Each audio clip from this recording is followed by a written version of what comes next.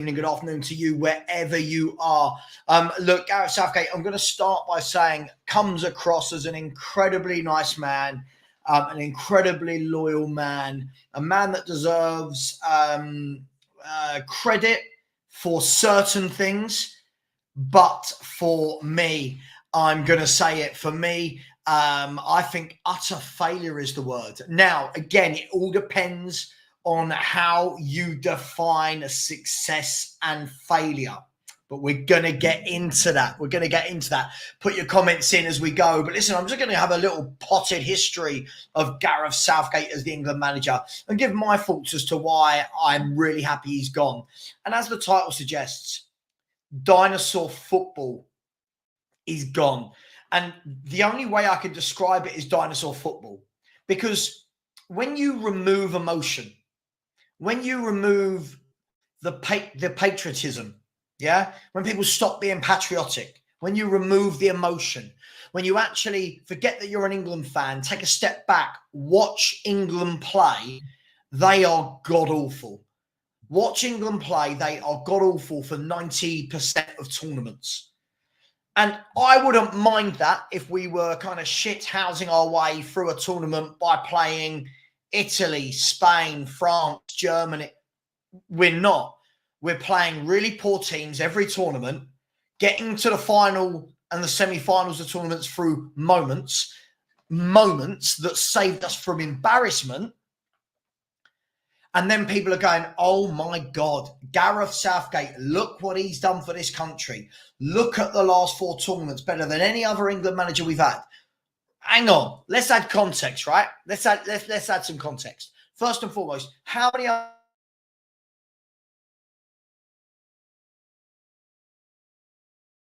4 tournaments in a row?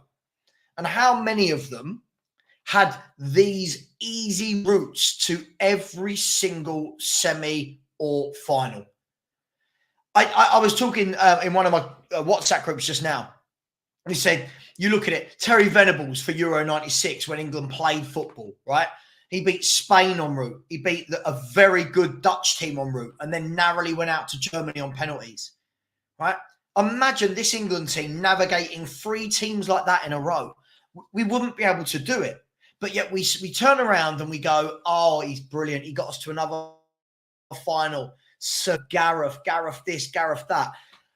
I don't know about you. I've never seen such a tactically inept manager in my life. Before we look at the players that he's got at his disposal, before we look at the tactics, let's go back to his first tournament, which was the tournament that set him onto this path of everybody loving Gareth Southgate, right? If we go back to the 2018 World Cup, right? 2018 World Cup. When you look at that World Cup, yeah, we got to the semi-final. But again, we beat absolutely no one en route to it. I believe that it was, I want to say Slovenia or Slovakia, one of those two in the first group games. I want to say one of those two. Followed by Panama, right? Followed by Belgium, who we lost to, right? So in that group, we beat Panama and Slovenia or Serbia or Slovakia, whoever it was. Then we knocked out Sweden and Colombia. They're okay. Like they're decent teams from around the world. Then the moment we played a team that were in their peak, Croatia, in the semi-final, bearing in mind, we only scraped past, I think it was it Sweden or Colombia? One of them we scraped past on penalties. Then we got to the semi-final against a very good Croatian team in their peak. You think at what age that would have been? Modric at about 30, 31, Perisic at that age. You know, that they were in their peak. England, in true England fashion, score a goal, sit back, and then we were played off the park by a Croatia team. Then played Belgium again in the third place. So in that tournament, the 3 games that England managed to win without going to penalties were, I believe, somebody please check it out for me. Was it Slovenia? Who was it? Who was our first group game? I don't want to say Slovenia. Was Slovenia, someone like that, Panama and Sweden. Yeah, oh my God, football's coming home. This is the game. Thank you, Paul Connor, for letting me know. It was Colombia we beat on pens. So we beat Sweden, Panama, and whoever that first game, Slovakia. Right, Slovakia, Panama, and Sweden are the only three teams he managed to beat. Hang on, we've gone to Tunisia now. It was someone like that. This makes it even more embarrassing. So you've got Tunisia, Panama, and Sweden are the three teams that he beat. And everyone goes, doesn't matter who you play, you just got to get there. Sure. But then the moment we played a proper team, out he goes, no tactics. Yeah, out he got no tactics. They played us off the park. We looked terrible. And even our goal in that game was a very good free kick from Kieran Trippier, but it was a free kick, right? So that was the World Cup. This was the tournament where, oh my God, Gareth Southgate. Oh, he's brilliant. Look what he's done. He's united us. He's picked us up from where we were. Yeah, because he beat Tunisia, Panama, and Sweden. They're the only three games he won out of 7 en route to a semi-final. Now let's move it further forward, right? So England get to the Euros in England. Now, in that tournament, again, in the first game, we beat Croatia. It was a decent result. That Croatia team had started to kick on a bit from the 2 years earlier. But decent result. We then draw 0-0 with Scotland, right? We drew 0-0 with Scotland. And then to the rest of the tournament, we beat a very poor German team. We beat a German team that were in transition. We beat Denmark and we beat Ukraine. The moment we played a top team, Italy, the moment we played a top team in the final, Gareth Southgate's got no tactics and he's gone. Right? And he's gone. And this is the problem. See, people won't like this because it's fact. And yes, we can have all the cliches. You can only beat who's in front of you and he doesn't decide who we play. Sure. But my point is so far from these first 2 tournaments, right, is that the moment he plays a top team, England go out. All these so-called quality players, and we're going to come to the players in a minute because this can't all be on Southgate, but we're going to come to the players in a minute. But all these so-called quality players constantly can't beat good teams. We never beat top nations in football matches, ever. The best nation I think we just beat the Netherlands, and that is not a good Netherlands team. This is a very good Netherlands defence. That's a very good Netherlands defence. The midfield is very average, and the forward line is very average, right? This is what England do. And then I'm seeing before the final, these montages. Thanks, Gareth. Thanks for everything you've done. This is what Gareth done for me as a manager. And, you know, Bellingham saying, I really want Gareth Southgate to stay. I really want Gareth Southgate to stay. What he's done for me has been fantastic. As England play like we are Bolton or something. So anyway, we go out of the final on penalties to Italy. But again, can't beat a top team. Scored a goal, went in front, then sat back. Right? Again, as though we are a team that has to play a low block, you know, as though we've got no quality. I understand it, right? When I watch the Slovenias of this world play football, when I watch them sit back and you think, yeah, of course, they haven't got all these players from around the world. They haven't got all these top players. Of course, they've got to defend and sit in. When it's England, you think, hang on, we should be dominating. These games should be like that. These games should be easy, right? And by the way, we'll come on to players being wasted in a minute. We then move on to the World Cup in Qatar, right? We then move to this World Cup.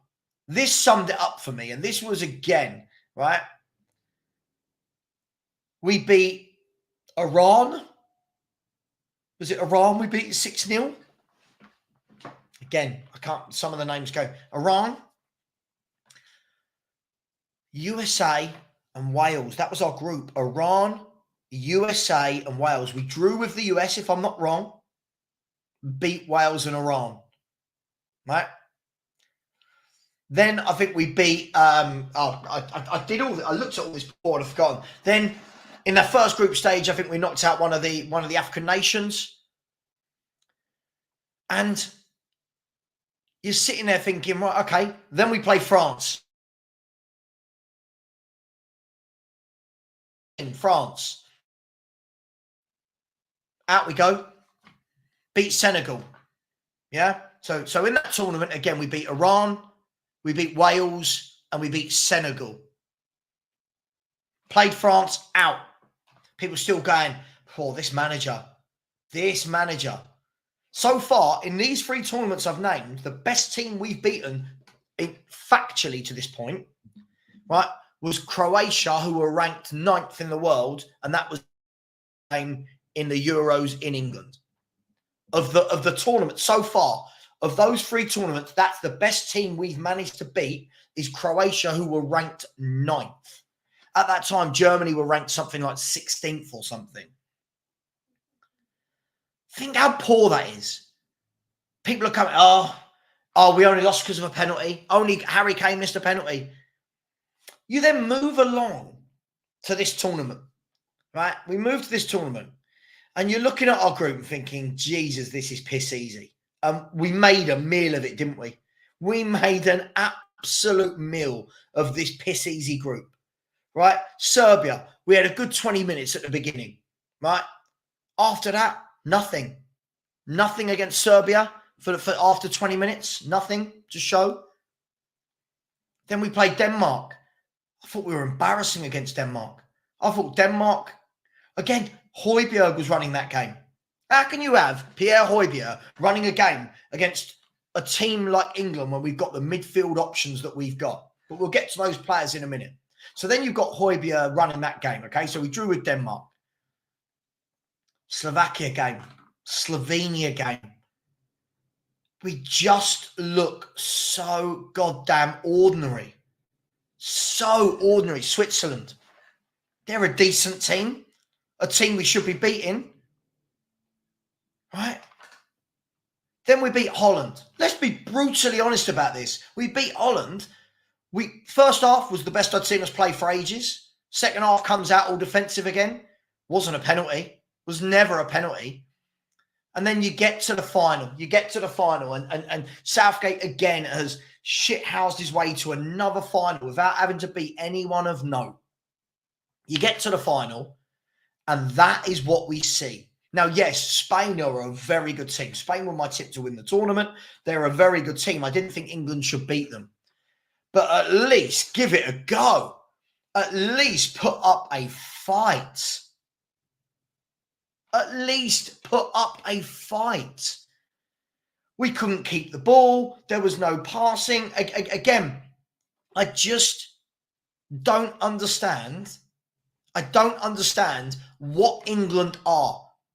And this is the big thing for me. When I talk about Dinosaur football, and big up to the football club in the house. Big up my man. Done a nice little video on me the other day. When I talk about Dinosaur football, I was just talking with some of the boys in my WhatsApp group, right? The England national job shouldn't be that difficult. Now, I'm not talking about winning every tournament, but in theory, the England national job shouldn't be that difficult. You've got a wealth of talent. To get these boys playing somewhat decent football shouldn't be difficult for a good coach, right? Southgate today, when he left, said, we've brought the fun back to the England team. No, Gareth, you have not brought the fun back to the England team. Most fans, most people who love football, take off your free lines and take off your patriotic hat. Take a step back. Who enjoys watching us? It is so goddamn boring. There's no runners off the striker. There's no width. There's no pace. It's all so bland. And my point is this. You give that group of players to a half-decent coach. I don't care. Potter. Poch. Right? Eddie Howe. You give this job to a half... I'm not even putting these guys on a pedestal. You give these guys to a half-decent coach that has a style of play, yeah, and that wants to work with the players and put a system in place. England, okay, we may not win tournaments. There's other good teams out there, but we'll actually enjoy watching them.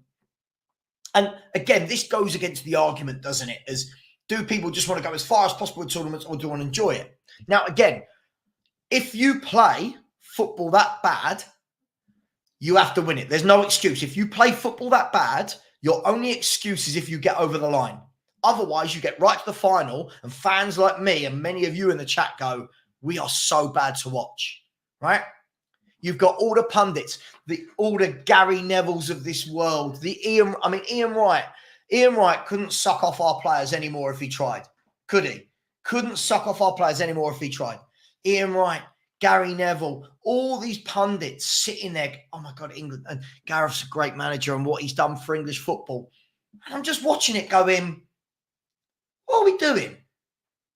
Like, what are we doing here? Are they not watching the games we're watching? The fans are booing for a reason. Oh, poor Gareth. The fans are booing for a reason. You've had this job for 8 years, and yet when the team go on the pitch, there's no tactics, there's no identity, there's no system, there's no ethos. And you look at it and you go, let's have a look at some of the players available to this man, right?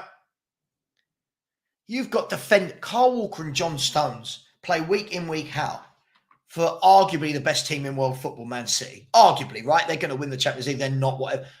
Best team in England, arguably the best team in world football, right? Those two play for England, look lost. They look absolutely lost. They're not bad players. See, Walker, a terrible tournament. But you watch him. I can see he's looking around like, what's going on? Where's the movement? Plays for Man City, he's got players in front of him. Movement, he can give and go, overlap. Plays for England, nope, none of that. Absolutely none of that. You've got John Stones, plays for Man City as well. Right? You've got Kieran Trippier, plays for Newcastle. Looks good when he plays for Newcastle. I know he wasn't as brilliant last year. Being played out on the left. It's madness. You've then got Declan Rice, who's arguably Arsenal's best midfielder, in that kind of marauding number 8 role. He's being asked to play in the number 6. You got Jude Bellingham, who whatever he won in Spain, was it Player of the Year or whatever he won, all those goals, Champions League. He plays for England and looks. I'll call it for what it is. He's got a great overhead kick. Other than that, I don't really see what he does in a game. Other than that, shows some nice touches. Other than that, falls over a lot. He's not a bad player. He doesn't turn into a bad player as soon as he puts on an England shirt. So what's going on? Then look next to him, right? You look at Phil Foden. Phil Foden is such a wonderful footballer that is being criminally used by Gareth Southgate. Criminally used.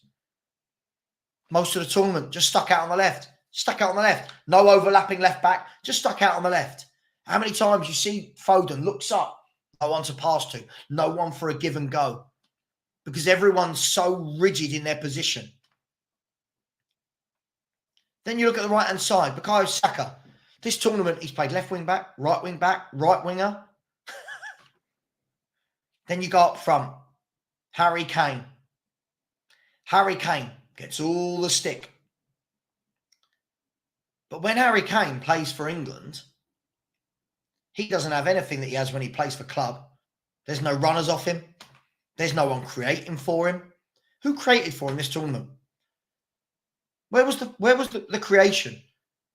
You got Bellingham, Foden, Saka, all these people that get loads of assists every year. Where was the creation?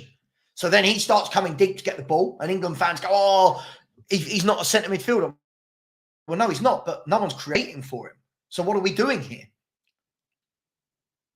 Then you've got Ivan Toney. Ivan Toney's been getting 3 or 4 minutes at the end of football matches.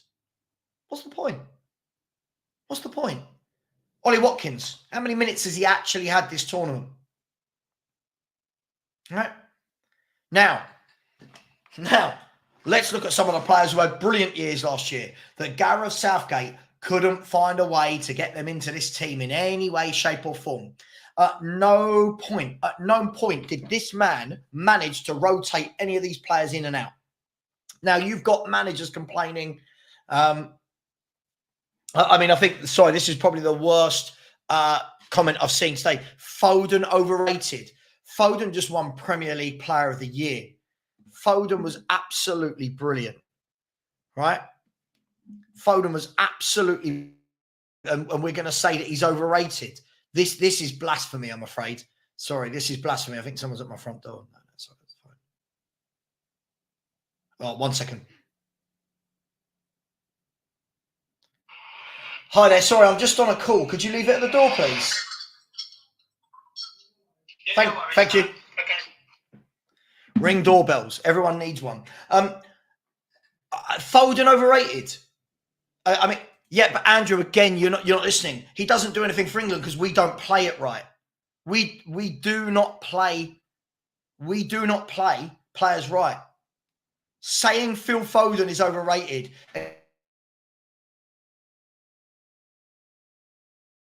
Talented players I've seen come out of England for many years.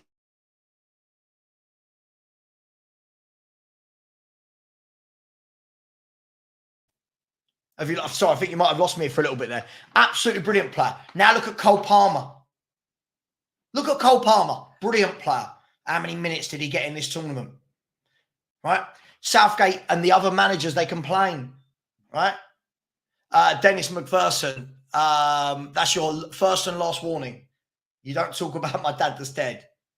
That's your first and last warning. You do not do that. Right? Southgate and the other managers complain about players having played too many games this season. They're tired. Yet we played Slovenia, Slovakia, Denmark, Switzerland, all of these poor countries, Serbia. I didn't see any of our players getting rotated. I didn't.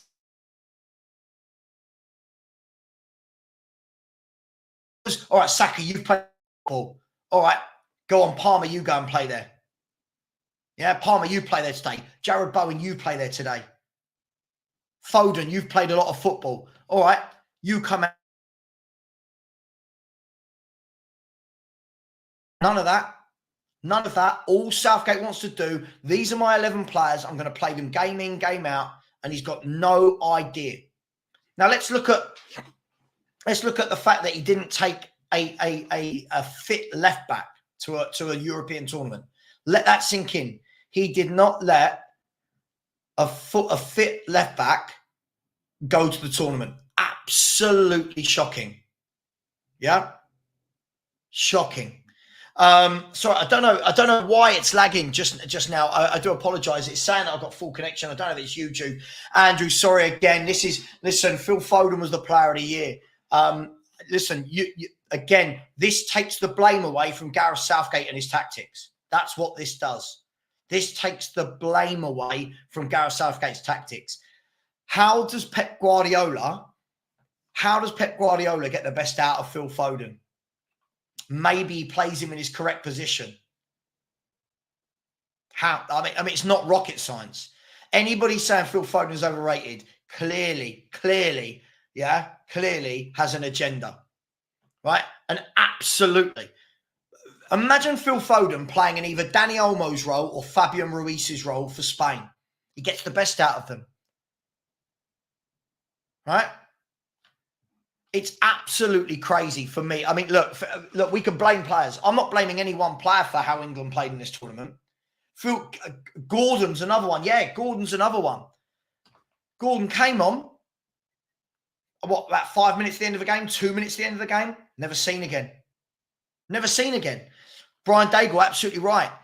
Yeah, Phil Foden, Southgate played him out of position just like Paul Scholes was. Absolutely. If Phil Foden was allowed to play the way he plays for City, he would have starred.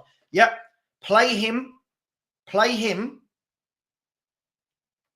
the way Man City play him, but you need some tactics. You need some tactics, don't you, Brian? You know, as I always say, when Phil Foden, when Bernardo Silva, when Jack Grealish, when Rodri, when De Bruyne, all these players play for Man City, they've got players always near them. One-touch passing. I'll give it to you. I'll give it and go. The wall pass. Yeah, give and goes, interchanges. England don't have any of that. England don't have any of that at all. And that is truly, truly worrying for me. Right? He's had them for 8 years. And do you know what's more worrying than all of this for me, guys, is... Yeah, hang on, what's this? You can blame the players and manager agenda. You can blame the players and manager agenda. I watched... this sentence makes no sense to... What do you mean? I think we all watched R9, Xavi and Iniesta. What are you talking about, Andrew? blame the players and manager agenda. Are you one of these people who thinks that if you have an opinion on football, it's an agenda? Why are you bothered though? You ain't into England and wanted Spain. I'm not into England because of Gareth Southgate. I wanted Spain to win it because I love football, right? I love football. I can't stand to see a team play like England and win tournaments. It goes against everything I was brought up on football. It goes against everything that I was taught when I was doing my coaching badges. It goes against everything that I want to watch in football. Yeah? So at the end of the day, you can say what you want. I ain't into England. I mean, I ain't into England, right? Because Gareth Southgate's killed it. Because Gareth Southgate killed it for me. The belief went from me. I liked watching England under Hoddle. I liked watching England under Venables, right? These managers played like they tried to play. Yeah. Yes, there were better nations than us. But when England played, you felt they were in the game. You felt that they were giving it a go. Now you watch England play and it's just, yeah, you know, I just don't get it. I don't get it. Fans like this, again, trolls, no name, no picture. You know, it's just absolutely madness. Look, the worry for me, and I'll tell you what, I saw, I don't normally agree with this guy, but I did on this occasion. I saw Jamie O'Hara said this the other night.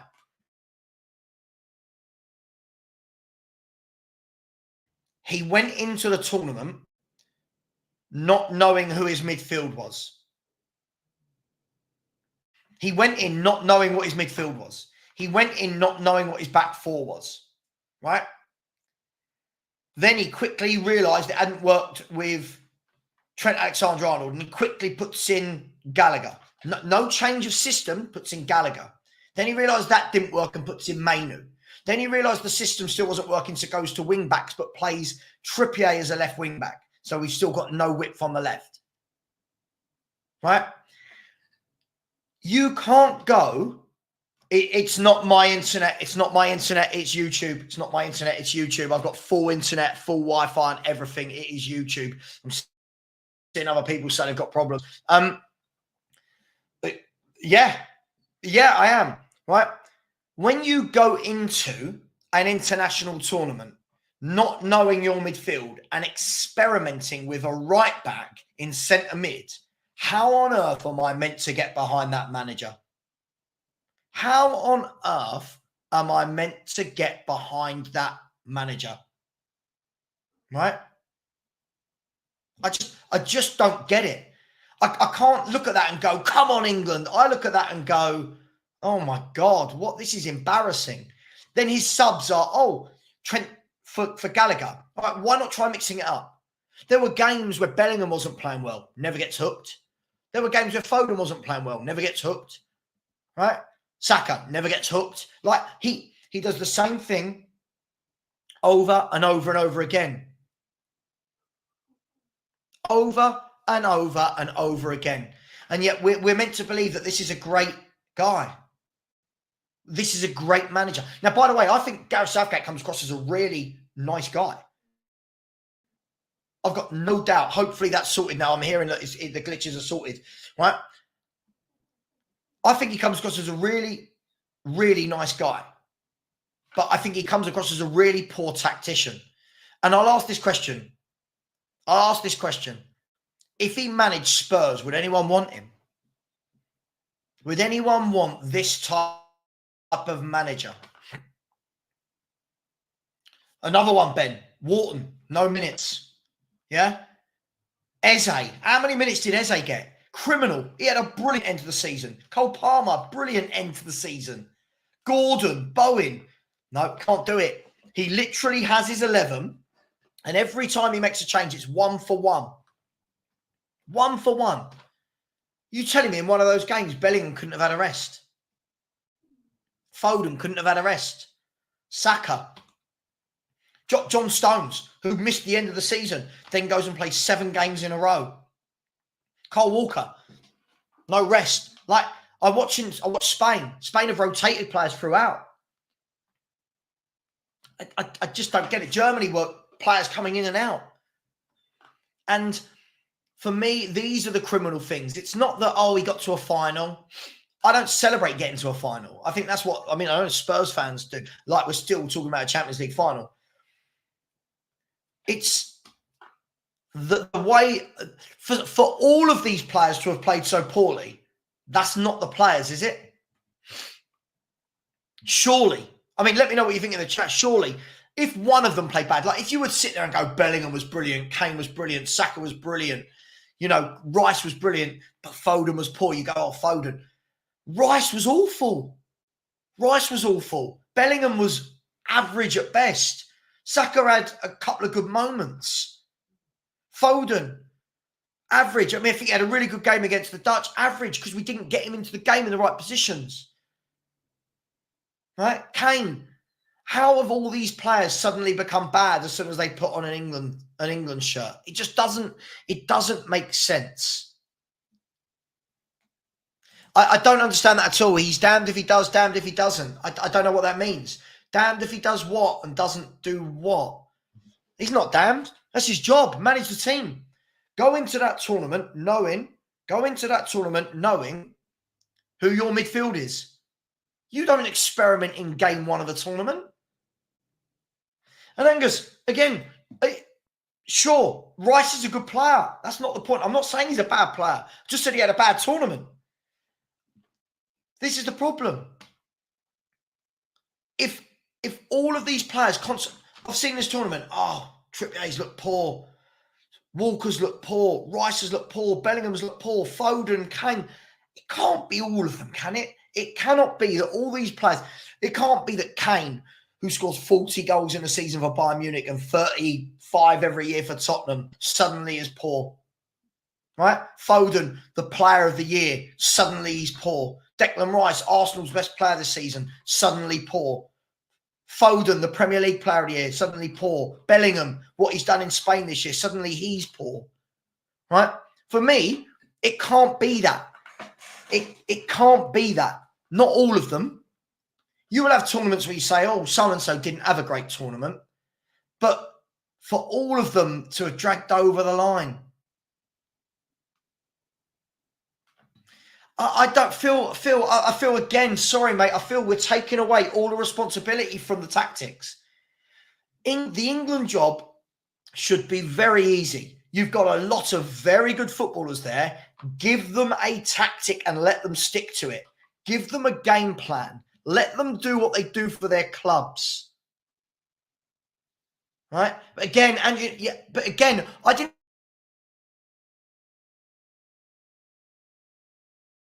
Playing. How we're not seeing that. I really don't see how we're not seeing that. I thought Walker was poor. I thought Bellingham was poor. I thought Foden was poor. I thought they were all poor. I think Pickford and Guehi, let that sink in. Pickford kept us in that final. No, you're not listening. I didn't say it was easy to win a tournament. I didn't say it was easy to win a tournament. Right? It should be easy to get them playing football. Right? Their club managers get them playing football. People will sit and tell me, oh, Bellingham should have won a Ballon d'Or. Kane, best striker in Europe. Foden, best player in the Premier League. Walker, the best right back in the country. Now, all of a sudden, we're hearing that they can't play football. They want to pass. They want to move. They want to get the ball and give and go. I bet you when Walker and and Walker, Stones and Foden go back to Man City, they'll be really happy because they know they're going to play proper football again. They're going to play proper football. Right?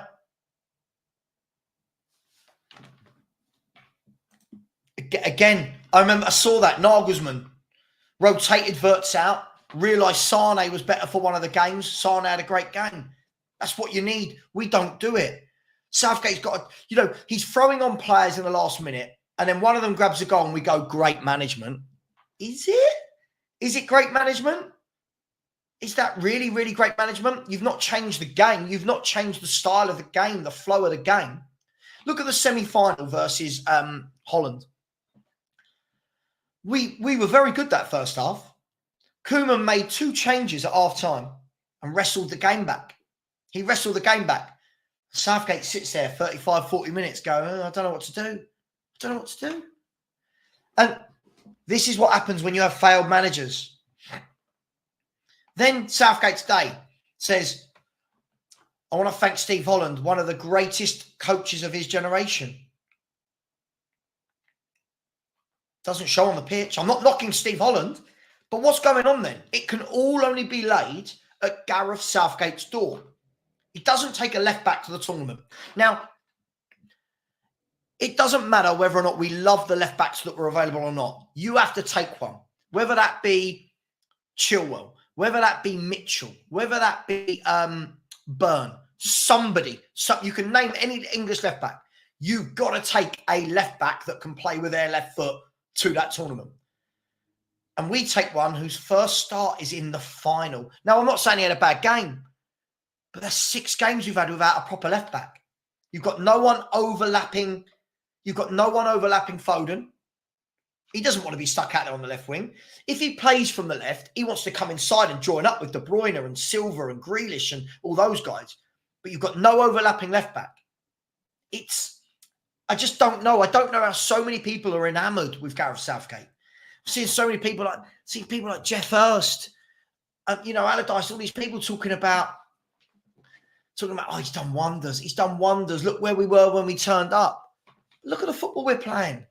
Look at the football we're playing. It's embarrassing. The Austrians, their squad's nowhere near ours. Look at the football the Austrians played. Because they've got a manager in Ralph Rangnick who coaches, who understands how to get the best out of his team. Right? Now, I wouldn't expect Austria to win a tournament before anyone says it. I don't think they've got the squad to win it. But they came out, they played.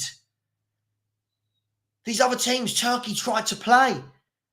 These countries tried to play.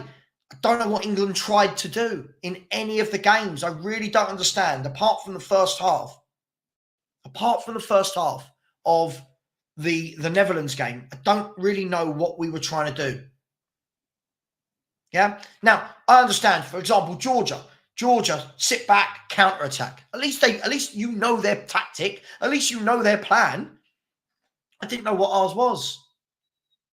I really don't know. So I'm not putting this on. People go, oh, Kane, this is on Kane. This is on Foden. This is on Bellingham. We want to blame individual players. This has got to be the manager, right? Imagine Pep got hold of these players, right? Imagine De La Fuente, the Spanish manager, got hold of these players. Says, hang on, this is how we're going to play. Look at Spain. Before the tournament, no one gave them a chance. No one gave them a chance. Oh my God, England have got the best squad at the tournament. Right? No one gave them a chance. Right? Look what he did, De La Fuente. He made football simple again. He had fullbacks that stayed as fullbacks. None of this inverted nonsense. Cucurella stayed left. Carvajal stayed right. No inverted nonsense. Proper fullbacks that got forward and overlapped Lamau and Nico Williams. Proper fullbacks doing what proper fullbacks do. Postecoglou, take note. He's got a midfield perfectly. Rodri, the man that runs the game, the best runs the game, gets the ball, always available, does his running, superb.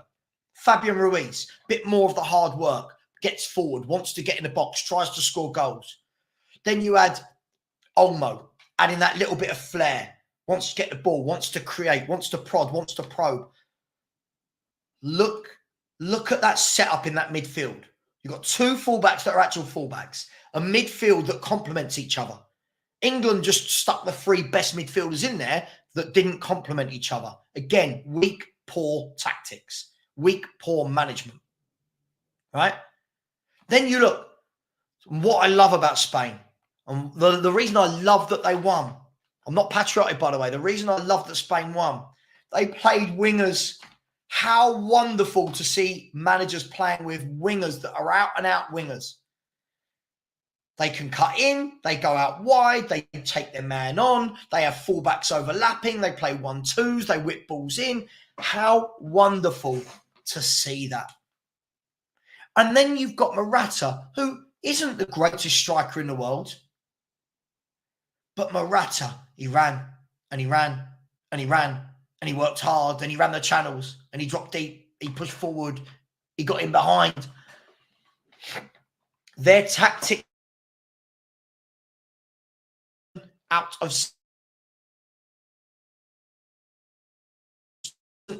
breath, it wasn't spellbinding. There was no one inverting. Yeah, there was none of this.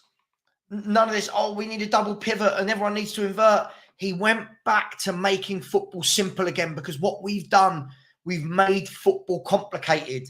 Oh, the 8 and the 10 and the inversion, and football doesn't need to be complicated. Right? Look at Lamine Yamal. Right? Gets the ball and he's positive. He goes at players. His first thought isn't to cut inside and pass 5 yards. Same Nico Williams. His first thought is, can I run at them, either outside or inside? It wasn't rocket science. But this is what happens when you get a manager that plays people in their correct positions, understands what he wants from the beginning of the tournament, and doesn't change about 15,000 times. Right? Oh, Angus, stop. Never mind. Right? Now, this is my thing with it. Every tournament, you watch the next tournament, what we will do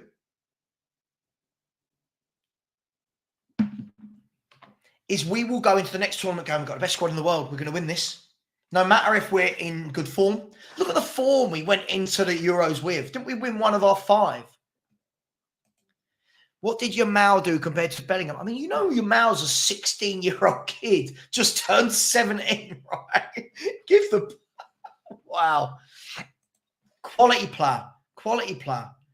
And I'm looking at the England squad thinking, if we want to do something like that, we can, but we have to make it difficult. We have to make it really, really difficult on ourselves. No left back. Yeah? No left back. Wingers all over the place. People cutting in. 2 number 10s. No real number 6. We had to make it look very, very difficult. But you know what will trump all of that? We got to a final and people love it. We played all the poor teams, got to a final and everyone loved it. Spain, by the way, en route. Croatia, Italy, France, Germany, England. They're beating everybody. I mean, Carl, yeah, we can. I mean, I don't need to wait. Listen, I don't need to wait. The football was god awful. I mean, I like. Look, Angus, this is the problem. Angus, with you, I really like you, Angus. The problem with you is you firmly sit in the camp of everything I don't like about YouTube. No offense, you're a nice guy, but you put your hat on, your Arsenal hat, and then you don't see past anything else. Like, look earlier when I said that next year Rice will show you. Listen, Ben White's a very good fullback. Ben White is a very good. He's not one of the best in the world. That's absolutely madness to call him one of the best in the world. You're not having him over Walker, are you? You're not having him over Danny Carvajal, right? There's so many players out there. This guy is not better than. Agree. Let's go to some comments. Let me know your thoughts. Look, by the way, this isn't personal. I don't hate Gareth Southgate as a person. I just think completely tactically inept. Again, Angus, look, you my fullback. You're not 12. You're not 12. He's not your fullback. Just, you know. Ben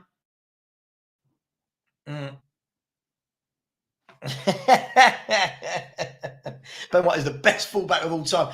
This is the problem. Again, in football fans, Steve, this is the problem. And we're going to talk about a lot of this in our 24-hour stream, right?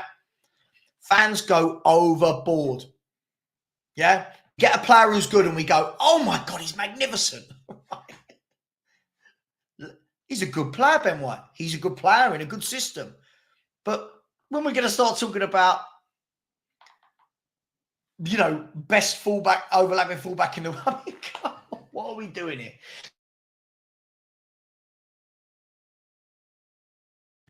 Right? But the other way.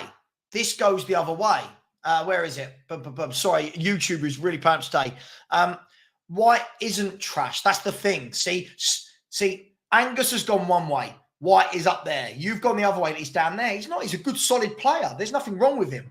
It doesn't. Not everyone needs to be crap or brilliant. There is a big level in between. Let me know in the chat. Realistically, who's your next England manager? Right. The people that are being talked about already are Pochettino, Eddie Howe, Graham Potter. Lots of talk of Lee Carsley coming up from the under-21s. Would that just be the same thing? Who do you want? Who do you lot want? Put in the chat so we can talk about a few of the names. Steve, I'm not going to go for too long, mate. So I'm not going to do that. I'm not going to go too long. But Zakir, I agree. I think certainly Grealish. Grealish would have been a left-sided player that, again, this is where the football IQ comes into it, right? Jack Grealish, one of the things he does brilliantly is he'll hug that touchline, right, when he needs to, and he'll take the team further up the pitch. He'll hold on to the ball and he won't give it away so quickly. That gets so overlooked by football fans. Not everyone can get the ball and just run immediately, right? If you're good at it, do it. But what we needed, I think we needed a Grealish. Put your foot on the ball, draw fouls, bring the team further up the pitch. Because what you noticed, and especially in the final, every time we went into their half, we gave the ball away within 1, 2, 3 passes. Yeah? And again, this is exactly it. Grealish will win you loads of fouls and he takes pressure off the defence. Absolutely. For me, that was a really... Listen, if you're not going to take Jack Grealish, who's one of Man City's players who plays every week, whether it's off the bench or he starts, plays every week for Man City in a winning team, keeps the ball, really good footballer. If you're not going to take him and you're going to take Eze, Gordon, Palmer and Bowen instead and then not play any of them, that is criminal. If you're going to take these players, play them. But again, for me, this screams like Brian Daigle said, right? Brian Daigle said earlier, this is the Lampard, Gerrard, Scholes thing all over again. Instead of him looking at it and going, right, either Rice doesn't play or Bellingham doesn't play or Foden doesn't play, right? What he's done is he's shoehorned all 3 of them in and all 3 of them effectively are playing not where they want to play. Rice doesn't want to be a number 6. Right, Phil Foden doesn't want to be out on the left, and Jude Bellingham wants to be further up the pitch, drifting into the Sorry, he can start further back, but driving into the box to score goals like he did in the first game. Right, the problem you've got is Foden and Bellingham are very different number 10s, if you like. Bellingham for me is more of a number 8 who drifts forward. I don't think Bellingham's the creative force. Foden's the creative force. Bellingham's going to be more the one that drifts into the box. Foden's going to be more the one who has the shots from outside the box. For me, there is a way you can play both of them. If you play both of them, you need a holding midfielder that is a holding midfielder. You need a Rodri. It can't be Rice. That's not Rice's game. Rice isn't good enough on the ball to do that. And we saw that in the final, the number of times the man gave the ball away, right? But again, how many years has Southgate had to figure this out going into this tournament? How many years has Southgate had to get this midfield right? And we haven't. We get to it, and the only people I saw celebrating Trent Alexander-Arnold starting in midfield was the deluded Liverpool fans. I'll say it. The deluded Liverpool fans. Oh, you don't know Trent. I've got a really good mate who loves Liverpool. He said, oh, when Trent came through as a kid, he was a centre mid. Sure, but he's played his whole career at right back. Now, there's a huge difference between a right back that drifts into midfield, Walker, for example, right, versus a fullback that starts in central midfield. There's a huge difference. And this, for me, these are obvious tactical decisions that a proper manager makes. Yeah? Nagelsmann wouldn't have done what Southgate did. Lafuente wouldn't have done what he did.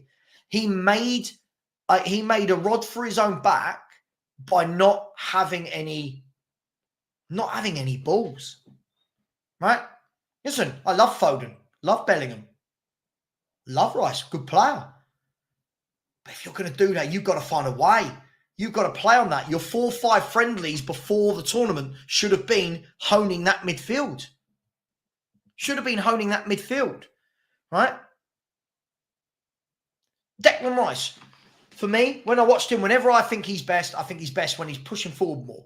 When I saw Arsenal in the second half of the season with either Partey or Jorginho in that more number 6, the more dictatorial role, and it let Rice go and join in with Odegaard and push forward. He got goals. He drove forward with the team. Much better.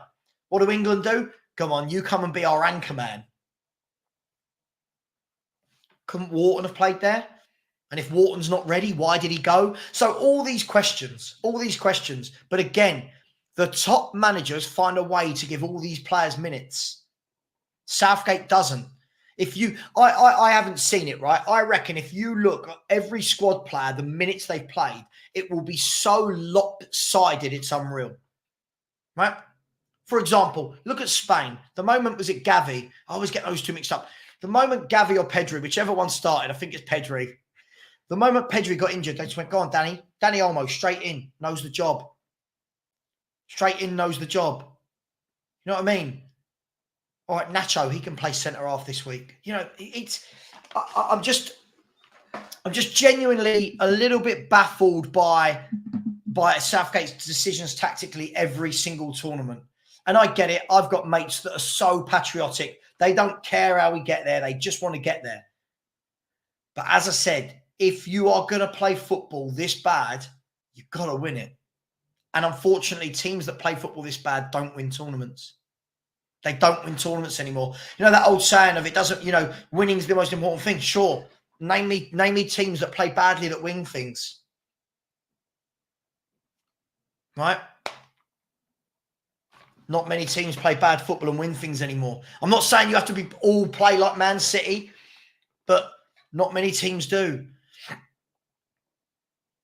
Look, and what's more worrying for me is you look at the Spanish unit. Look how young they are. Williams, Lamau, Gavri, Pedri, Olmo, Cucurella, Lenormand, Una Simon. None of these guys are old. Marino, Zubamendi.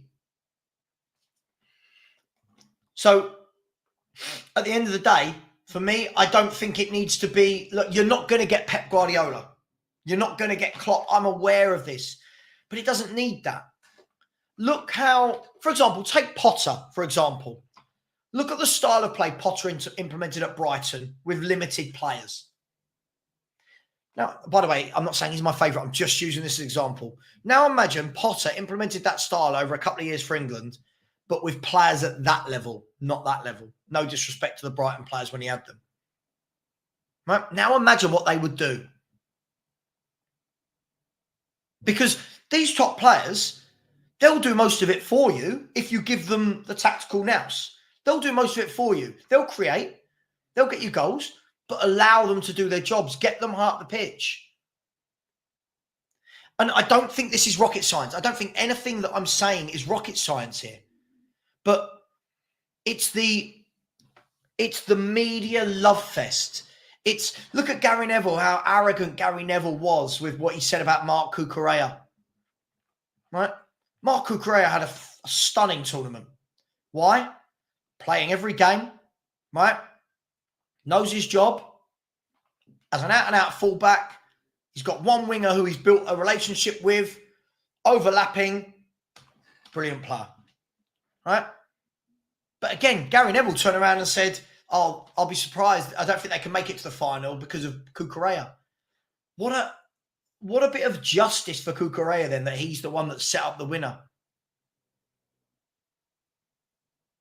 Absolutely madness. But that's what English pundits do. We belittle everyone else. I see it. I'll relate it to how many fans I see in chats every day. You talk about foreign leagues. Crap league, farmers league. This player's crap. That's crap. Crap, crap, crap. Is it? English teams didn't win a single European trophy this year. We were one of the worst teams to watch in the Euros. I don't know. Look, for me, I just want to see a manager that's got a style of play. Not Lampard, not Gerrard. If they give it to Lampard or Gerrard, it just sums up what the FA are all about. Right? I just want to see a manager that comes in that's got a style of play. Now, I know what will happen.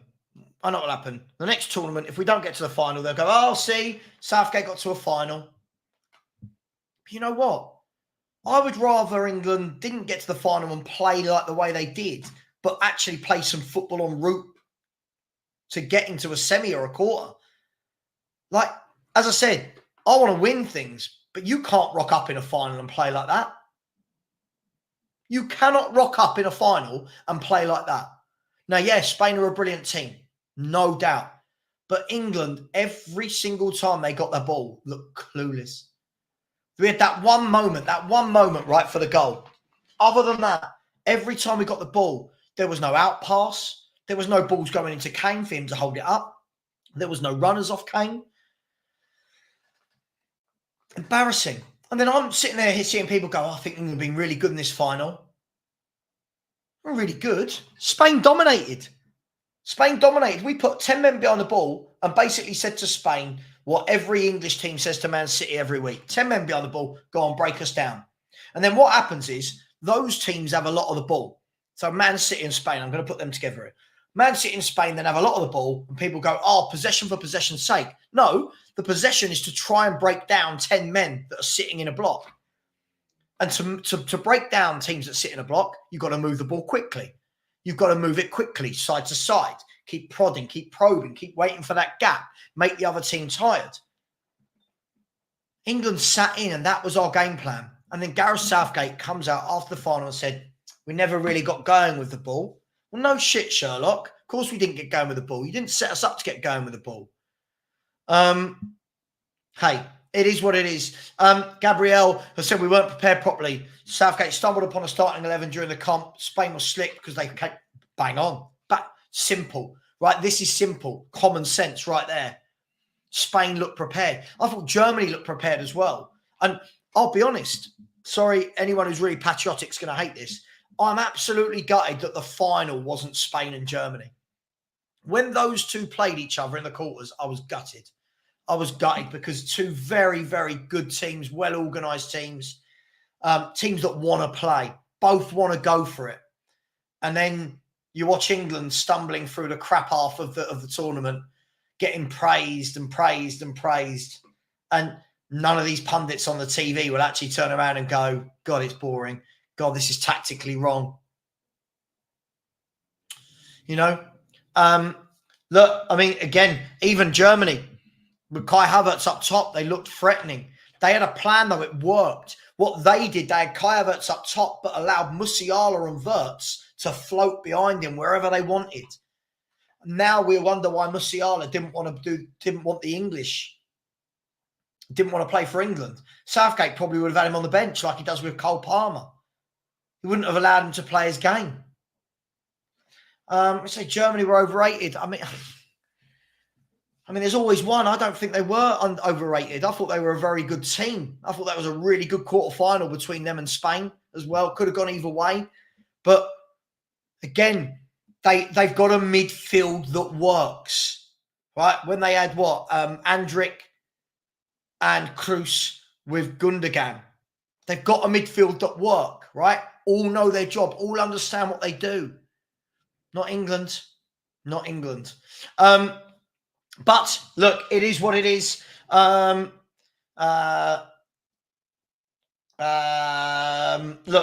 and you got Rodri, player of the tournament, Lamau, young player of the tournament.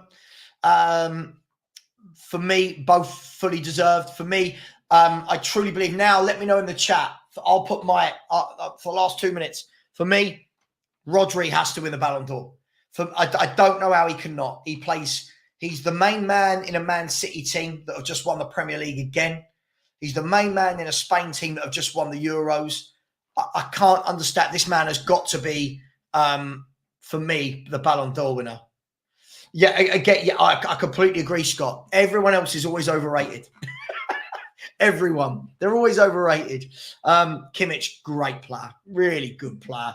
Right back, centre mid, proper footballer.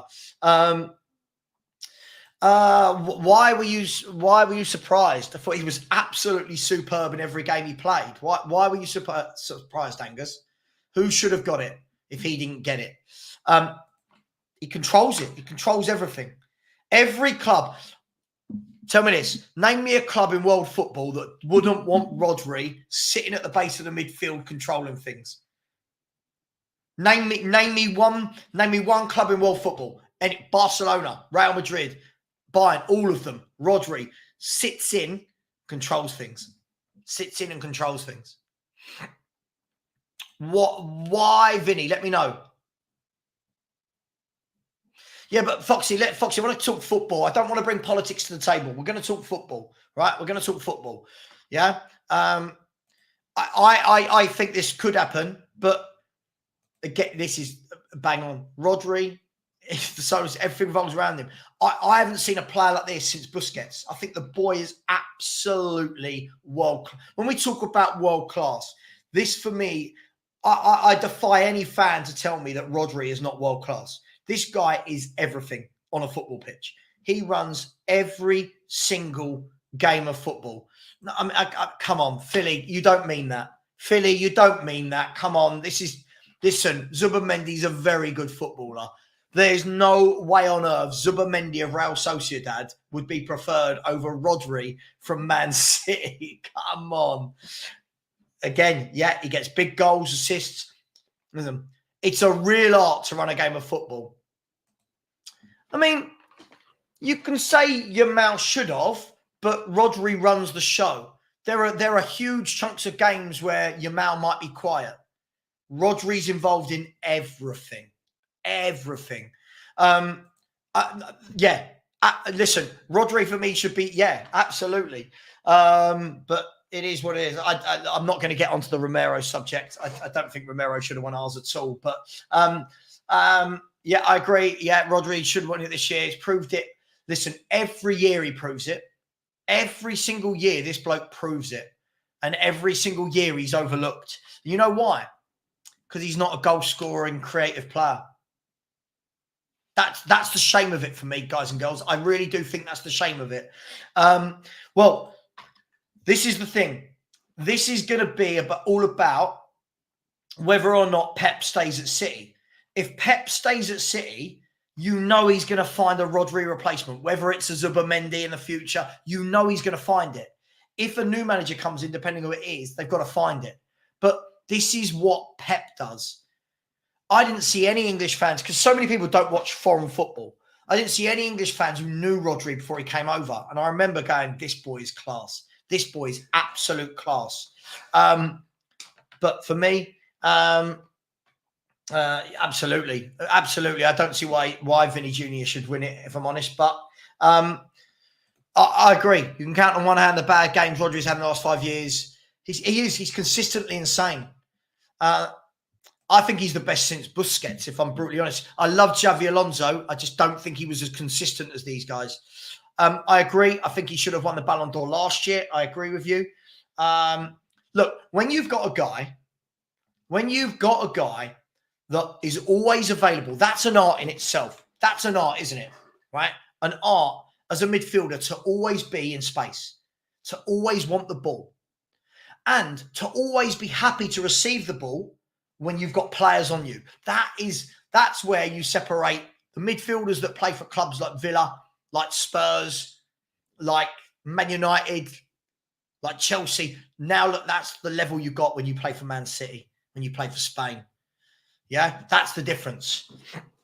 That is the difference. When you've got a player who wants the ball, right, in difficult areas, wants to control things, always happy to have it. His range of passing is superb. The amount of ground he covers every game is absolutely insane. I agree with you, Rodri, for me, but unfortunately, central midfielders aren't considered good enough to win it. Look, I agree. I mean, the difference is in Xavi and Iniesta's reign, you had Messi and Ronaldo, right? Right now, we don't have anyone near a Messi or Ronaldo. There are no footballers in the world that I would even compare to 50% of Messi and Ronaldo right now. But for me, Alonso, look, I just think Rodri is just absolutely world class. Say it every week. He's the best player in the Premier League. I think he's the best player in world football. He's the most consistent player in world football. Both feet, great passing, great tackling. And Man City, the big thing for them is going to be if he does ever leave, because I'm sure one day he'll end up at Real Madrid. If he does ever leave, how do they cope with that? By